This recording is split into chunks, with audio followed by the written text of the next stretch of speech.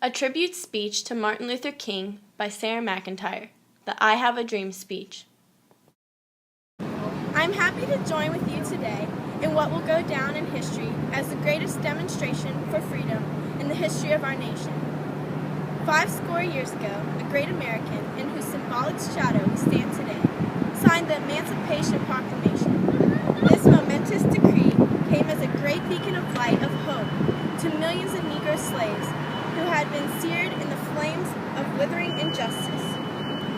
It came as a joyous daybreak to the end of the long night of their captivity. But 100 years later, the Negro is still not free.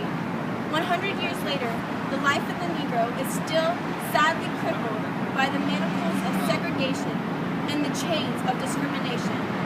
100 years later, the Negroes live on a lonely island of poverty in the midst of a vast ocean of material prosperity.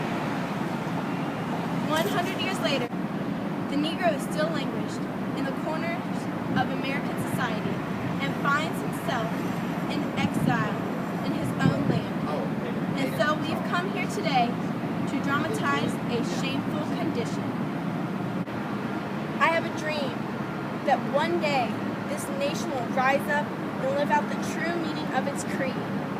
We hold these truths to be self-evident that all men are created equal.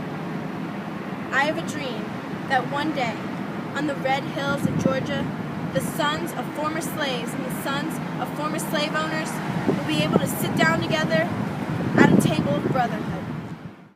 I have a dream that my 4 little children will one day live in a nation where they will not be judged by the color of their skin, but by the content of their character. And so let freedom ring from the prodigious hilltops of New Hampshire. Let freedom ring from the mighty mountains of New York. Let freedom ring from the heightening Alleghenies of Pennsylvania. Let freedom ring from the snow-capped Rockies of Colorado. And let freedom ring from the curvaceous slopes of California.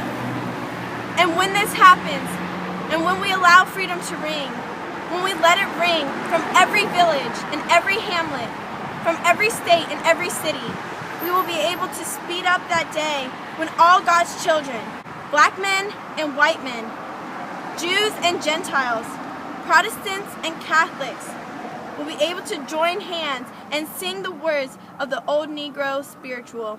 Free at last! Free at last! Thank God Almighty, we are free at last.